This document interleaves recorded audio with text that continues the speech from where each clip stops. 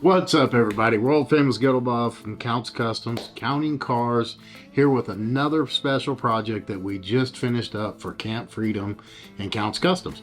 I'm going to sit here and I'm going to talk about it. I'm going to tell you a little bit about what I did and what I didn't do on this one. But hey, the car's cool and you should check it out.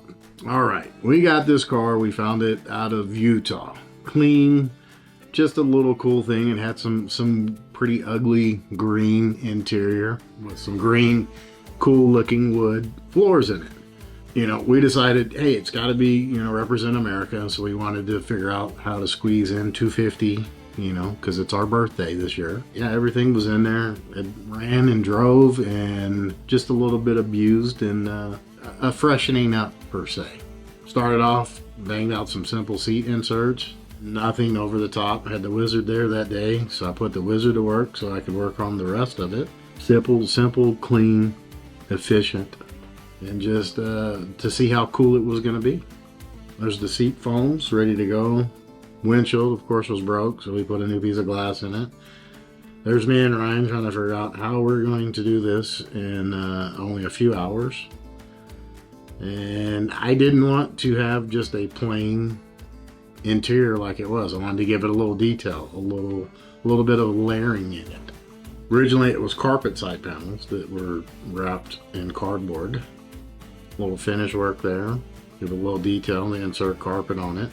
Really was a quick, fast car. I mean, all this looks like it's days and days and days, and it's really about one day. One long day, I should say. Test fitting, starting to wrap some pieces. Got everything glassed in, made it to where it actually went over the edge, so we didn't keep scratching the side of the body since there's no doors on this car. You've got to basically swing over and kind of just plop yourself in to get in and out of this car. So I wanted to make it a little bit more stylish like they did back in the day, and at the same time give it a little bit of protection, because the only way in and out is to climb over and inside of the car. Lots of tape to protect it. Lonnie came by to start putting some of the things back together. Powder coated the seats so that they're durable. The seat frames, I should say. And there it is, done. It's beautiful. It's going to raise a lot of money, help a lot of first responders and veterans, and help rehab a lot of people that need the help in the world today, that have served for our country and done a lot of things for us. Look how cool that car came out. Looks like it's going fast, and it's just sitting there. In the green that we really didn't like, we brought into the paint, and couldn't have been a better choice as far as I'm concerned. Look how cool that is. Make sure to check it out. You'll see this and some other videos, and if you have a chance to be at Camp Freedom's auction, you'll have a cool car if you can win it. And remember, it helps tons and tons of our first responders and military guys. Happy birthday, America.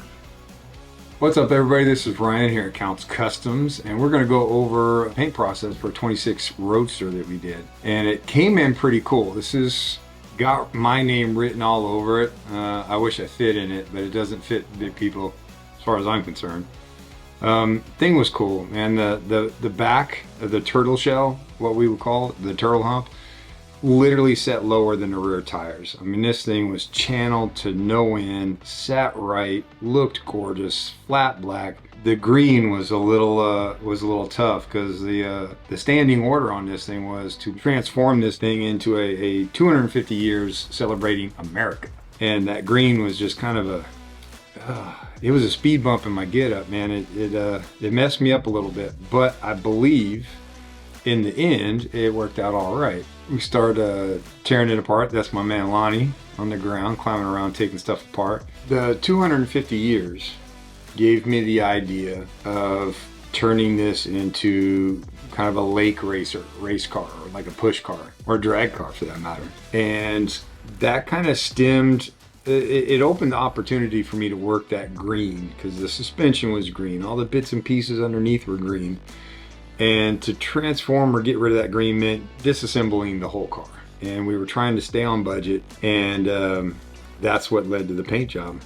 It was a well done car, it was built well, had all the right parts on it. And again, this is literally picture perfect. This is the blueprint for every cool T-bucket rat rod there is, and it was perfect. It had exactly the right amount of attitude. The side pipes, I have those on my van. Never once considered putting those on a T-bucket, ever. I really liked that. Did some loose sketches, an idea that I had in mind, pass it by the boss, and see if he felt the whole racing theme, which inevitably he did. Again, this was kind of slid in on us at the last minute, and anything for Camp Freedom. I mean, we'll stop the world from rotating for them. And it was all hands on deck, getting this thing torn apart, and immediately Lonnie and myself, we started doing the fiberglass work on it. It's a fiberglass body. They crack. That's just kind of what they do, especially a hand-laid aftermarket fiberglass body. These are typically, I'd say, race car quality, which ain't bad. It ain't good, but it ain't bad. Because when I say low, this thing was low. I mean, the tops of the doors almost came to my kneecaps. There's Race joining in, doing the body work on it. I know, I'll say it for everybody. I itch just watching this, because I do. We molded up a few things, had a few spider cracks, which are signature fiberglass. Got all those handled, got it all wiped. Standard operating procedure for fiberglass. Those Milwaukee cordless sanders, whew, love those sanders. The gel coat on the body, usually we'll gel coat or re-gel coat a body just because I feel that it locks in fiberglass and filler work better. But on this particular one, the repairs we did, I locked them under a vinyl ester primer, and I'm confident for this particular project that it was more than sufficient. Even in the sun, it didn't walk around or anything. And it is race car. Giving it the final prep. Blocked out really nice. Thankfully, this car came in with one paint job. It only had the one flat black paint job.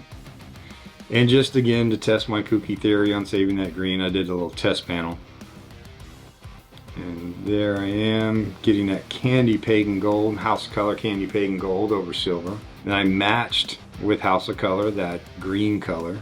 We didn't come up with a name for the color other than ugly green. But I worked in the black kind of scallop style paint job to incorporate the black chassis on the car and black parts in the motor. It's black and pagan gold. It's a signature knock it out of the ballpark color combination. That green was the only, I'm not so sure about, part of this whole paint job is that green. And again, for it being, you know, the 250th anniversary of America, I did a ghost gold pearl overlay on top of the pagan gold candy. Usually when you do a pearl overlay on candy, you really just, you killed the candy, you just destroyed the depth.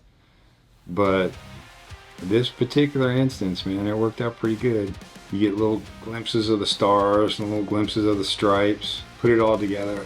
250 years. This is the guys, it's Walter and Juan. They do all the buffing here. Phenomenal job polishing. But they took on brightening up and touching up all the green parts. Just give them a fresh look to them. Again, I matched that green with House Color. I loaded them up into car rep spray cans and used their clear, used their cans, and literally just rattle canned all of it. Everything came out beautiful. Really, really impressed with the car rep cans. Ah, there's the stripes. Wow, that came out great in camera. That's awesome. Ghosted graphics, when they're traditionally done as a traditional ghost, you literally can't see them at all until the light hits them just right. It's a gamble because when you're there spraying, you can't tell if it's too much or too little. It's very difficult to tell unless you're peeling back tape somewhere. Now on these logos, I did what we call a watermark. They're actually just sandblasted, etched into the clear coat when the car is completely buffed. And it keeps from having to introduce another color or having a splash of color in a random weird place. So I just etched that into the top of the clear coat and it gives it a satin finish on it. And when it gets wet, it just disappears. That's why we call it a watermark. Oh, that thing just, from a mile away, you could see this car from the moon. And says everything it's supposed to. 250 years of America. And damn proud of it. Got the drag slicks on it. Man, that is just a cool little drag race car. It really is. A little drag race T-bucket. Let me tell you, anybody that takes that to any car show, I don't care what the genre, you roll in the parking lot in that, you are snapping necks, stopping traffic. Everyone's going to walk over to it, ask you all the questions that you can't answer. Oh, I wish that was mine. But hey, building this car, because we've only built a handful of these, and this one was literally the body, the chassis, everything that I would want on it. And I didn't fit. That was a cool ride. That really was. I'm very happy with that. The team knocked it out of the park. Danny was happy with it. Camp Freedom, man, you got another one I would have kept. Good luck with it. I hope it raises tons of money for the veterans and the Gold Star families and the first responders for Camp Freedom. And Camp Freedom, I can't say enough about them. They do so much. They really do. 100% of the proceeds go back to all the people that they help, and it's a fantastic organization, which is why we stop the world from rotating to do whatever they need. Consider it done. Hope you guys enjoy. Thank you guys for watching this video. I hope you dug this Camp Freedom 250 year anniversary Roadster video. This car is so cool, and remember, it's getting auctioned off this weekend, and 100% of the proceeds are going to benefit Camp Freedom for our military, our veterans, our first responders. Check out the link below. You might take it home.